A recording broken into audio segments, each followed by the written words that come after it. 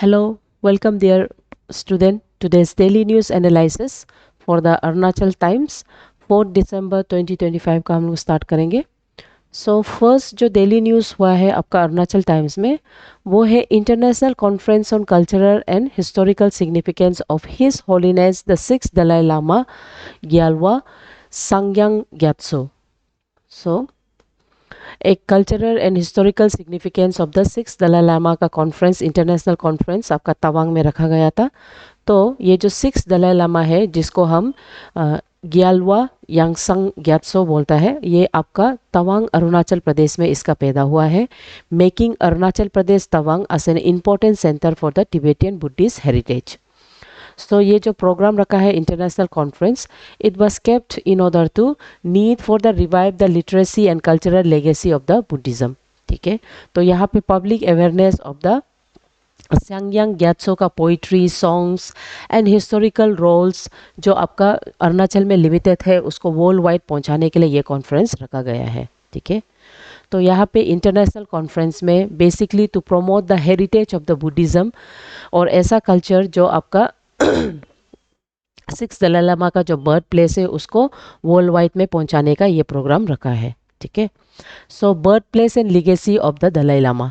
तो तवांग आपका अरुणाचल प्रदेश सिक्स दलाई लामा का बर्थ प्लेस है और बेसिकली वो आपका उरीगिलिंग विलेज जो तवांग में है वहाँ पे वो उसका बर्थ हुआ है और ये बहुत ही important cultural significance for the Himalayan Buddhist in the world उसको रिप्रेजेंट करता है. तो ये जो तवांग बहुत ही मेजर सेंटर है Mahayana and Vajrayana Buddhist culture का और उसका जो स्पिरिचुअल लिंकेज है उसको अरुणाचल प्रदेश, तिब्बत एंड भूटान के साथ ज्वाइन करता है.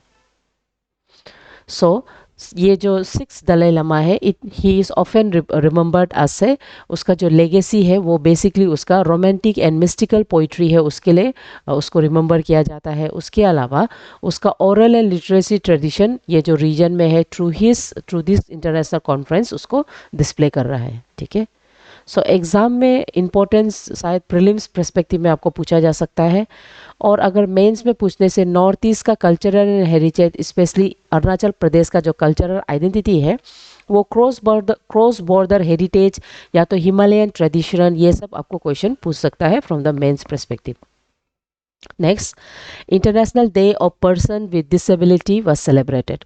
सो promoting the inclusive education and disability rights, international day for the person with disability Naharlagun में सेलिब्रेट किया गया था जिसमें बेसिकली आपका creativity, confidence building and inclusive participation of this डिकियंजन्स through the competition and activity रखा गया है. सो ये government as well as institutional support के साथ आपका इंस्टीट्यूट लाइक पारा Olympic association of Arunachal Pradesh along with the integrated scheme for the school education जिसको ISSC बोलता है, समग्र शिक्षा, और साथ ही साथ department of the social justice empowerment and tribal affair जिसको हम सिजेता बोलता है and government of Arunachal Pradesh together ये प्रोग्राम को सपोर्ट किया है जिसका मेन थीम था my ability is stronger than my disability. ठीक है, सो ये टीम के अंदर में आपका जितना भी para athletics from the Arunachal Pradesh जो आपका second north east para game Assam में हेल्ड हुआ है उसमें जो रिप्रेजेंट करके मेडल जीता है वो लोग को फेलिसिटेट किया गया है. साथ ही साथ स्टेट्स का एक बहुत important commitment towards promoting sports among the person with disability उसको रखा गया है. ठीक है, सो इंक्लूसिव एजुकेशन इनिशिएटिव्स के अंदर आ जाता है आपका Samagra Shiksha mandate inclusive education को मैंडेट करता है और यहाँ में आपका जो equality access to the schooling for children with disability through the resource support, modified learning materials and skill based activity ये सब रखा गया है. साथ ही साथ आपका जो सेलिब्रेशन है ये पारा ओलंपिक एसोसिएशन एंड ISS समग्र वो लोग जितना हो सकेगा जो मतलब होलिस्टिक वे में चिल्ड्रन विद डिफ़िकल्टीज़ को expression, confidence building, social integration वो सब through sports, culture and competition उसको मतलब मीन्स ऑफ प्लेटफॉर्म देने का वो लोग प्रयास किया है. सो साथ ही साथ यहाँ में एक होलिस्टिक डेवलपमेंट को वो डिस्प्ले करता है, जहाँ में events like drawing, painting and cultural events भी रखा गया है ताकि वो लोग का साइको सोशल वेलबींग और भी एनहेंस हो सके। एंड साथ ही साथ right for the person with disabilities, वो लोग को complete full and effective participation in society involve कर सके। सो गवर्नमेंट सपोर्ट मैकेनिज्म में सजाता बहुत ही important nodal department for the disability welfare होता है।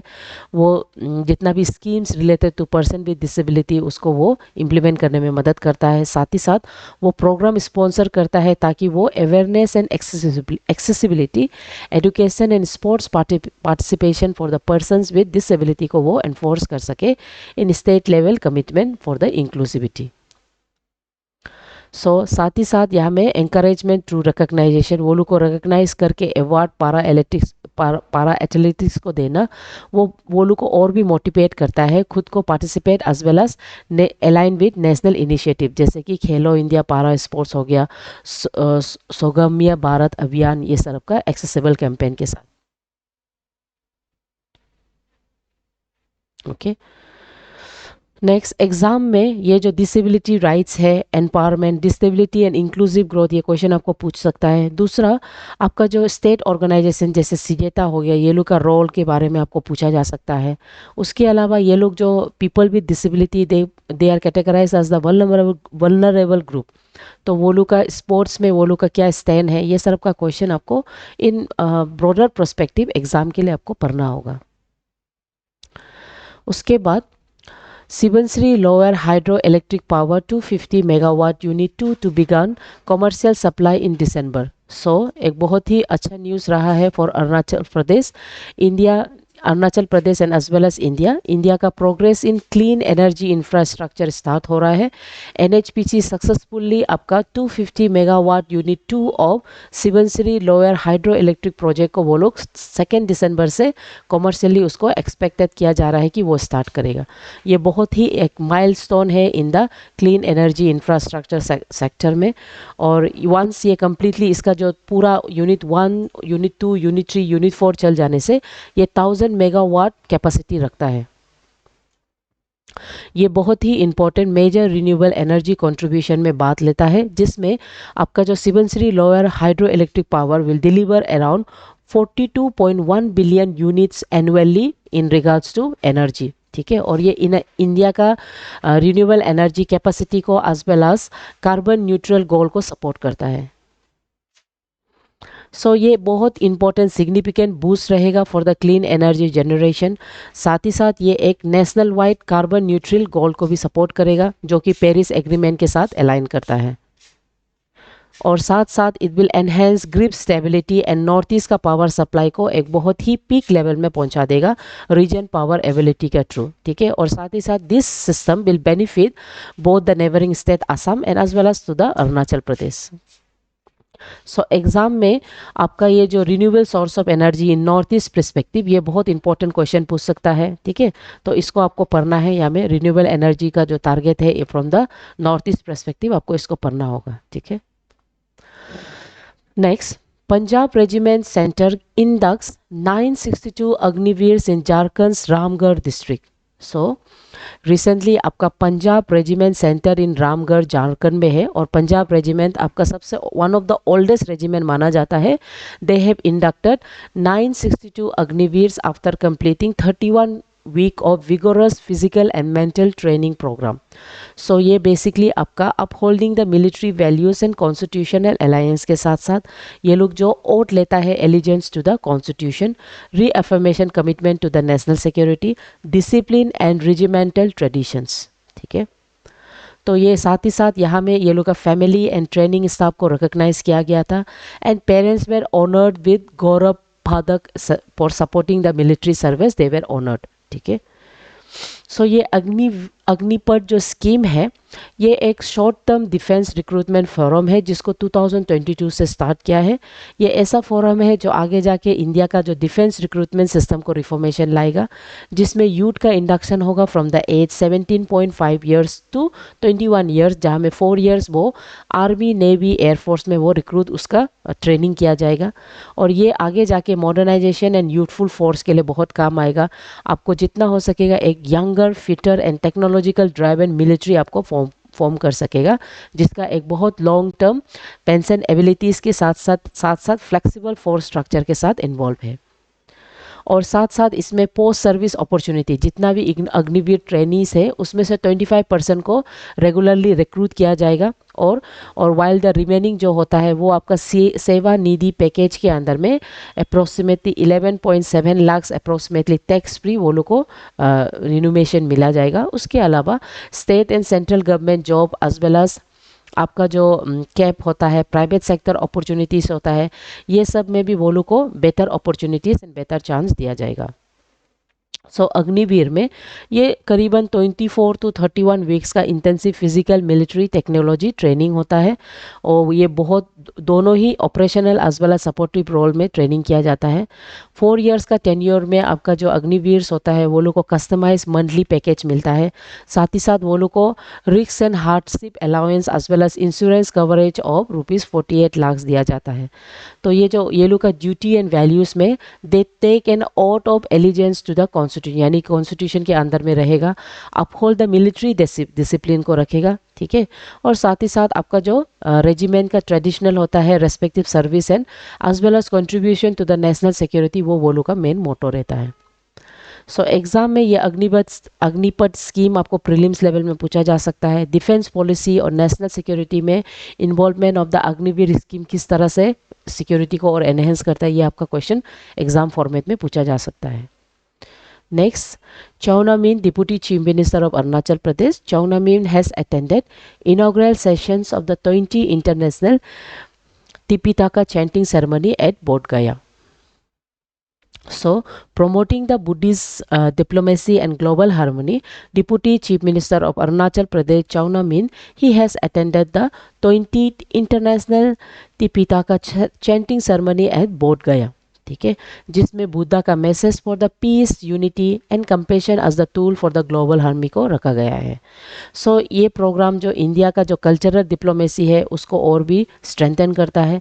साथ ही साथ बुद्धिज़्म इन इंडिया का जो कल्टीवेशन गिफ्ट है ना, उसको सीक्रेट एलाइज जो लिंक दिखाता है to the neighbouring states like Thailand, Mongolia and Bhutan, ये इंडिया का बुद्धिस्ट टाई को और भी स्ट्रॉन्ग करेगा और कल्चरल डिप्लोमेसी को और भी स्ट्रेंथन करेगा।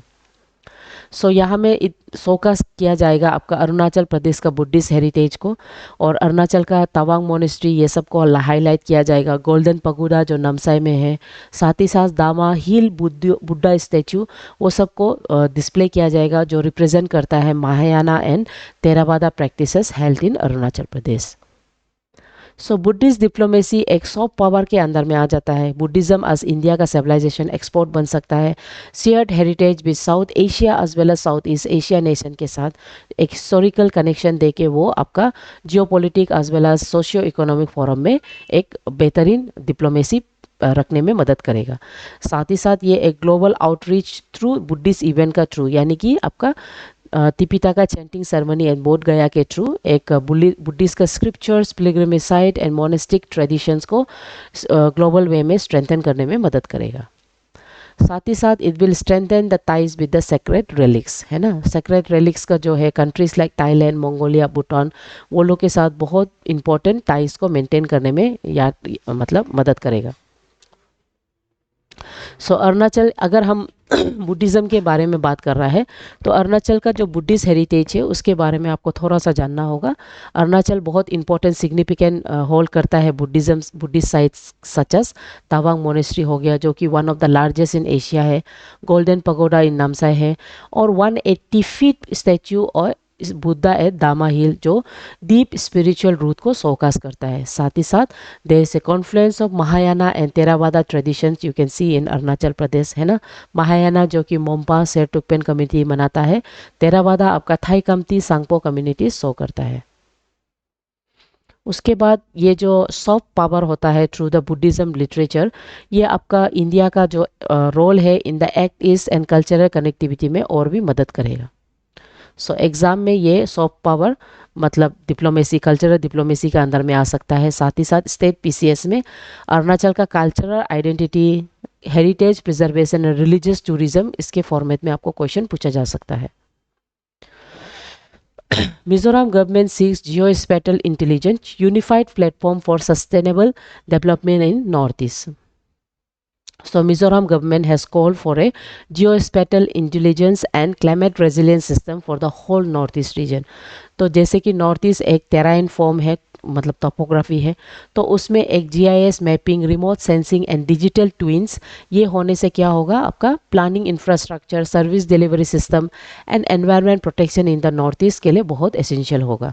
तो climate resistant infrastructure and disaster preparedness के अंदर में सच जियोस्पेटल सिस्टम जो आपका लैंडस्लाइड हो, क्लाउड ब्रस्ट हो, मॉनसून या तो सिस्मिक रिस्क होता है, उसको एक प्रिडिक्टिव टेक्नोलॉजी है ना, उसके थ्रू एक प्रिपेयरनेस करने में मदद करेगा। सो इसका जो he has call upon for the unified platform and smart border management in the north east area. North east का जो बॉर्डर एरिया है बहुत पोरस है ना, और स्पेशली आपका म्यांमार और बांग्लादेश जैसे नेशन के साथ जो बॉर्डर शेयर करता है, तो उसमें इस तरह से इंटीग्रेटेड जियोस्पेटल प्लेटफॉर्म होने से वो बॉर्डर सिक्योरिटी को और भी एनहेंस करने में मदद करता है। तो ये जो क्या होगा, जियो स्पेटल सिस्टम से रिमोट सेंसिंग में यूज़ हो सकता है, डिजिटल ट्विन्स यानी कि क्लाइमेट रेजिलियंस को आपको देख सकता है, और ये आपका सस्टेनेबल इकोसिस्टम के अंदर में भी आ जाता है ना। उसके अलावा ये जो डिसास्टर रिस्क रिडक्शन में करने में मदद करेगा, जैसे थ्रू द जियो स्पेटल सैटेलाइट्स आपका रेडिएशन के through forecast any forms of natural calamities को 24 या तो 74 आवर्स प्री नोटिफाई कर सकता है। रियल टाइम मॉनिटरिंग के लिए, rainfall and slope ability, community safety and resilience के लिए ये हेल्प करेगा। सो एक unified platform of border security civil और मिलिट्री कोलाबोरेशन के साथ बनाया जा सकता है, इंटीग्रेटेड सर्वेलेंस के through, civil military corporation and साथ ही साथ skill development and technology adoption के अंदर में यूथ का ट्रेनिंग कर सकता है। तो ये और भी एनहेंस हो जाएगा North East as a whole के लिए। सो एग्ज़ाम फॉर्मेट में ये आपका जियोस्पेटल टूल्स के बारे में, climate adaptation, climate adaptation and productive technologies के अंदर में आ सकता है। और ये आपका नॉर्थ ईस्ट का जो रीजनल डेवलपमेंट ग्रोथ है उसके बारे में भी आपको पूछ सकता है। और सबसे important security and border management topic के अंदर में इंटीग्रेटेड सर्वेलेंस सिस्टम, जीआईएस जो सिस्टम है उसके बारे में आपको पूछ सकता है।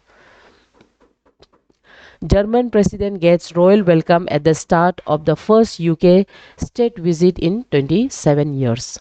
So एक हिस्टोरिक मार्क क्या है, after 1996 German president Frank Walter Steinmeier वो आपका यूके में विजिट किया है, and he was welcomed with a royal welcome from the King Charles Tree at Windsor, making the first German state to visit to UK in 27 years. ये आगे जाके आपका UK और आपका जर्मन कॉरपोरेशन है ना, पोस्ट ये जो बेट्रिक्स है उसको और भी डिप्लोमेटिक टाई को और भी trade, security and diplomatic engagement करेगा दोनों कंट्री में।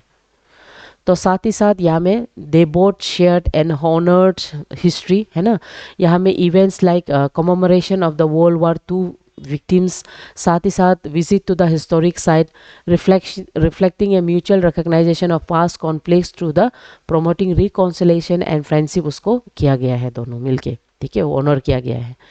तो डिप्लोमेटिक, हिस्टोरिक डिप्लोमेटिक एंगेजमेंट ये याद रखिए, 27 ईयर्स के बाद पहली बार विजिट किया है जर्मन जो आपका यूके में, और यहाँ में रॉयल सेरेमनी वेलकम दिया गया है, और ये एक प्लेटफॉर्म बनेगा स्ट्रेटेजिक डिप्लोमेटी के लिए।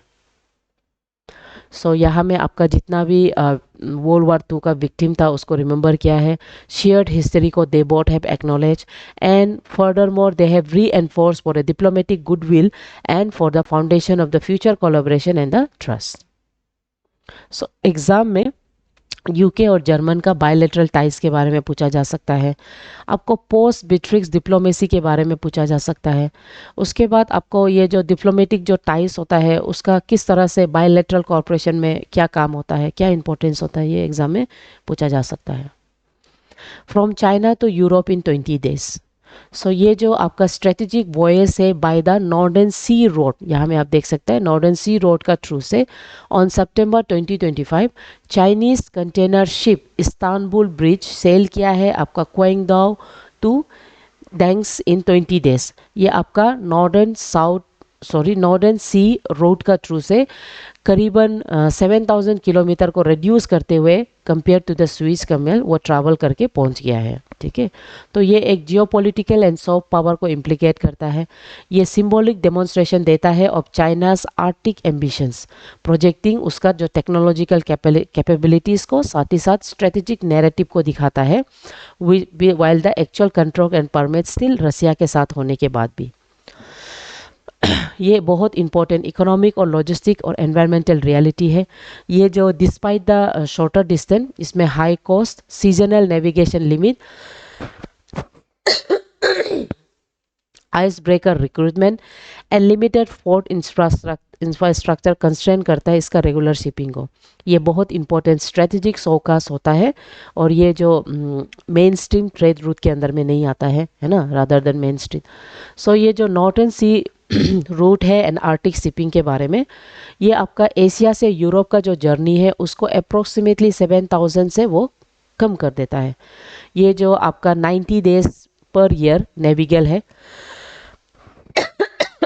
साथ ही साथ ये कम्प्लीटली आइस कवर्ड है, इसलिए न्यूक्लियर पावर आइस ब्रेकर ज़रूरी होता है ना। उसके बाद करेंटली ये फंक्शनिंग है और जो दिखाता है कि demonstration of the capabilities of the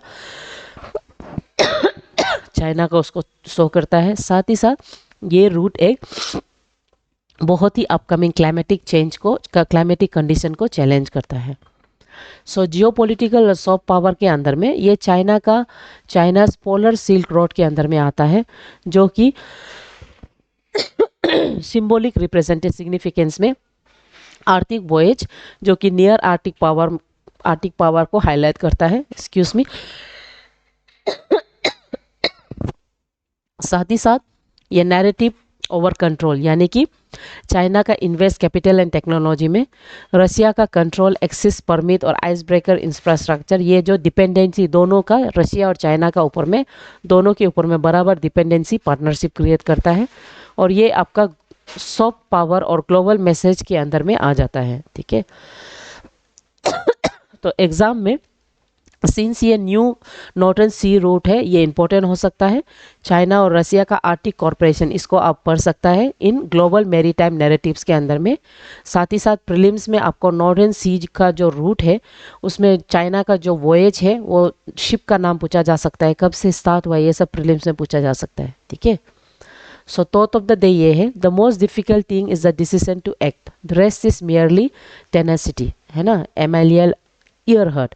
सबसे फर्स्ट स्टेप जो होता है वो सबसे डिफिकल्ट होता है, लेकिन फर्स्ट जब आप लेने लगेगा देन स्लोली आप उसको कंटिन्यू कर सकता है। सो एमसीक्यू में northern sea road primarily connects with 2 region. So ये कनेक्ट करता है आपका एशिया को आपका यूरोप से कनेक्ट करता है ऑब्वियसली, है ना, और यहाँ में आपका डिस्टेंस को बाय 7,000 रिड्यूस करता है डिस्टेंस को in compare to Swiss canal. Which country currently controls access and navigation through the Northern Sea route? तो रशिया उसका मेन आइस ब्रेकर है, तो अभी तक वही कंट्रोल कर रहा है। ठीक है, सो रशिया। उसके बाद the polar silk road is primarily associated with which country? Polar silk road बोलने से ये आपका चाइना से। सो ये जो क्वेश्चन हम पढ़ रहा है ये आपका मेंस लुक, प्रीलिम्स लुक के लिए इंपॉर्टेंट रहेगा। ठीक है, प्लीज़ याद करिएगा। उसके बाद मेंस का क्वेश्चन में discuss the strategic and geopolitical significance of the northern sea road for the global trade and Arctic diplomacy, ये बहुत इंपॉर्टेंट है, इसका आप बना के रख लीजिए, है ना। उसके बाद evaluate China's polar silk road initiative in terms of soft power projection and realities of the Arctic navigation, ये भी बहुत इंपॉर्टेंट है। ठीक है, उसके बाद examine the economic environment and logistic challenge of the Arctic shipping and it's implication for the international maritime governance, ये बहुत इंपॉर्टेंट है। आर्टिक शिपिंग लॉजिस्टिक चैलेंज जो होता है ये लोग इकोनॉमिक सेक्शंस में पूछा जा सकता है। ठीक है, सो इसको भी आप लोग प्रिपेयर करके रख दीजिए। सो आई होप आपको क्लास आज का समझ में आया है। Keep supporting us, keep following us and keep studying. Okay, thank you.